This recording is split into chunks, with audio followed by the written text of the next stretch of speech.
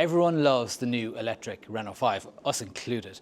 Its retrofuturistic style is really hitting all the marks. And Renault, sensibly, is going to strike while the iron's hot and bring out something else based on that. It's not the new Renault 4 that's coming later in the year, but something else with a 5 in the name. This is Renault 5 Turbo 3E. I know what you're thinking. It just looks like a Renault 5 with a bit of extra bodywork. These big boxy wheel arches, some big wheels. It's not. It's a very different beast. I'm going to throw up in detail the design now, but I can tell you the few things that this shares with the car you can buy right now in your Renault showroom. The door mirrors, they're the same. The door handles, this is actually a prototype vehicle. This doesn't have them, but the final car will have door handles that are the same as the production vehicle. The rear lights are the same as the regular Renault 5. This windscreen kind of is. It's chopped down, and that's it. Honestly, this has nothing to do with that car. It shares its name, it shares its retro theme with it, but that's about it. Now, when we spoke about the Renault 5, the electric Renault 5, the first one, when we spoke about that a while back, we indicated that it was inspired by the Renault 5 Turbo of the 80s, and it was to a certain extent, but this takes that to a whole new level. I mean, the name obviously has turbo in it, but the design language, the shape of it, the whole remit of the car is much closer to those Renault 5 Turbos of the 1980s. Let me show you in detail what that means. We'll start with one feature that you might not see immediately in all of the pictures and everything, is this strip. It goes around here, up, all the way up here, all the way around here, and all the way around the car. If you look on the original Renault 5 Turbo, those small gated cars, it had a strip just like that. It was made of plastic, and actually it was functional in that it was covering a gap. It wasn't aerodynamic. It was to cover a gap between the aluminium panels, which were lightweight for that homologation special, and the steel body panels. So that's all it was filling in a gap. But now it has been reimagined as a design feature. And of course, this is aerodynamics. Now we're at the back, you can kind of see that this car is all about the aerodynamics. Check out this diffuser. It is absolutely massive. I think that should indicate straight away that we're not looking at an average electric Renault 5 here. At the back you can see this tailgate looks very like the tailgate on the normal electric Renault 5, but it's not actually the same one at all. The lights are carried over. This is a new strip as well, again in the name of aerodynamics, but I really like to see that the 5 logo, which is quite distinctive, is retained. Unlike the original Renault 5 Turbos, there's no exhausts here, so there's no flame spitting, unfortunately, but there is lots more to see. On the sides of these lights, these are air outlets. And ahead of the rear wheels, the top scoop here is the air inlet. That's all in the name of aerodynamics again. So there's a balance of downforce front and rear, and it's been carefully managed. The other scoop on the side down here, that's to cool the brakes. And that's necessary because there are motors in the back wheels, and I'll talk a little bit more about that in a minute. On the sides, you've got these big chunky sills, again in aerodynamics, and oh, you gotta love these 80s inspired box arches. Again, aerodynamics. In here, you see there's big sculpting and shaping of this bodywork to extract the air from the wheel wells to reduce lift at the front of the car. We're told that this particular vehicle that you see in front of us is a prototype, and so it's 95% close to the finished product.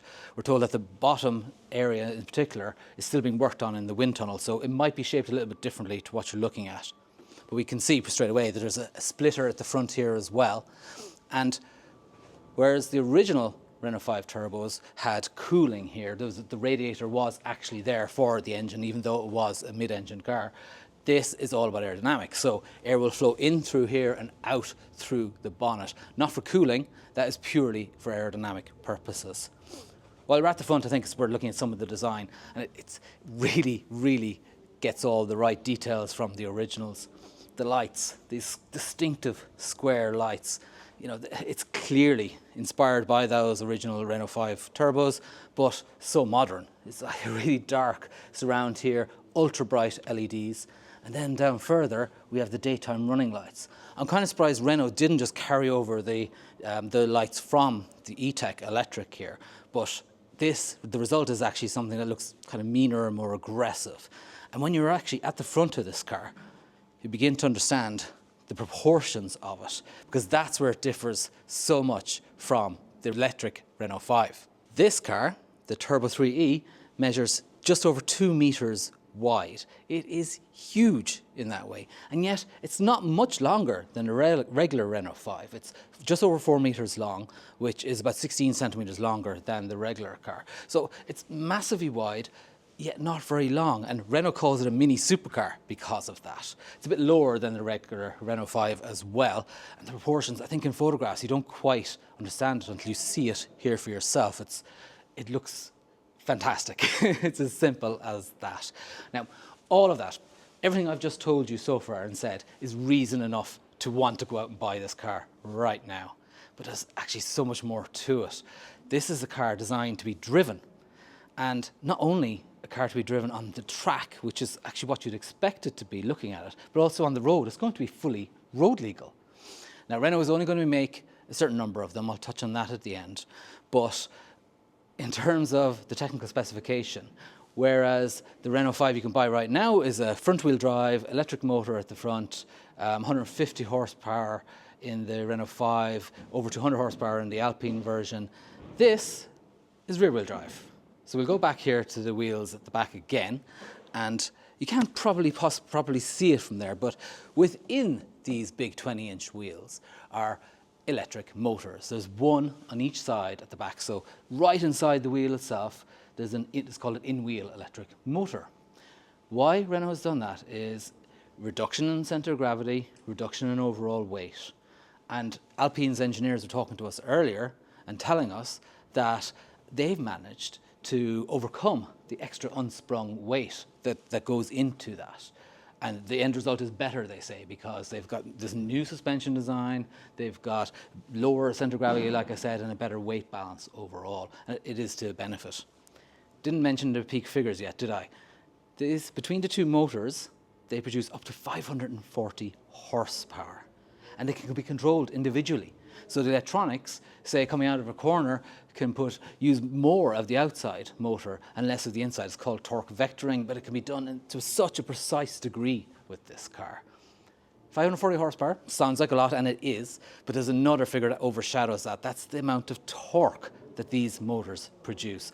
The at-wheel torque in total, actually, so it's between the two, is 4,800 Newton meters. It's impossible to comprehend.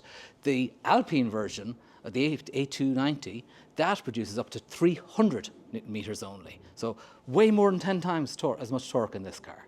And yet, it isn't a big heavyweight car. Yes, it's electric and has a battery in the motors, but the weight is being kept down to below 1,450 kilograms, which is the same as the Renault 5 E-Tech Electric. And Alpine is actually hoping that it'll get it down to closer to 1,400 kilograms. So when they tell us that the 0 to 100 kilometers an hour time is under 3.5 seconds, that actually sounds conservative to us. And they did quietly mention that with a bit of electronics tweakery and maybe some special tires, they'd probably get it much closer to 3 seconds. Regardless, we think it's going to feel astoundingly fast. And it can use that performance too, apparently. One car that previewed this was the Drift concept car. Now, that had a very different technical specification. It was a one-off. It was only supposed to be a concept, actually. And Luca Di Maio, the CEO of Renault, turned around and said, yeah, we're going to make that. But they didn't make it the same way. But they did retain the ability to drift. And this has got a drift mode. It's got a big vertical rally handbrake inside, where you will, when not on the road, obviously, please don't try that, on a track, you can pull up this handbrake, the back wheels will lock up, it'll slide, and you'll be able to drift it. And it'll have 3 different levels of drift mode. 2, so depending on your skill level, depending on your capability, you can adjust there. So the drift mode is accessed through the race driving setting. On the steering wheel, which actually is going to come from Alpine, there's going to be a drive mode selector. You will have race, snow, regular and sport. And within the race one, you'll be able to choose these 3 different drift sections if you want. In fact, you can just activate or deactivate that big rally handbrake as well, which seems ridiculous. We can't show you the interior of this vehicle. There isn't one, actually, not one that represents the final thing. And actually, there are some CGI images we can show you. It's going to retain a 2-seat cabin. They are bucket seats, though, and they will have proper racing harnesses. There's a roll cage inside there as well, with webbing for your helmets if you're so inclined. But despite all that, there's also the digital dashboard from the Renault 5. So you get 10.1-inch digital instrumentation in front of you, you have 10.25-inch touchscreen to the side, and you have all the connectivity, all the over-the-air updates, all of that at your hand, even though this is a seriously high-performance car. Now, the graphics will be different. The graphics will be bespoke to this car, but all the other functionality will be there. Interestingly, so will some of the electric car functionality. So this charging port, which is inside the air scoop on the other side, actually, that will allow bi-directional charging. It can charge up to 11 kilowatts on a 3-phase AC charger, and it can do up to 350 kilowatts on a DC charger. So the electrical architecture in this is actually more advanced than you'll find in the regular 5. It's because it's got an 800-volt electrical architecture. The battery itself is a 70 kilowatt unit, and it even will come, supposedly, with a WLTP range of 400 kilometres, which is comparable to the regular Renault 5. Now, Renault doesn't actually expect you to spend your days going up and down the motorway in this car. It's all about, some people will drive on the road, some people will go to track. And Alpine's engineers again told me that they've optimized the battery and the motors and all that for use all day at a track day, for instance. So you go out flat out on track for 20 minutes, you come back in and charge up for 20 minutes. And supposedly you'll be able to do that all day. So the final thing really is cost, which we don't know. I could guess this is going to be a very highly specialized car. However, I don't think Renault will have any difficulty selling them all. There's only going to be 1,980 of them made. That's a reference to 1980, the year that the Renault 5 was launched. And orders will open very, very soon after this video, a few days after this video goes live. That's only the start of it, however. Those lucky buyers will have to wait until 2027 to get the first cars. It's going to take a while to finish the development. It's not 100% finished at all. However, what I do want to show you is some of the liveries that people will be able to buy. So if you have a look at this screen up here, Renault is going to tap into the past. You can get all these different colours.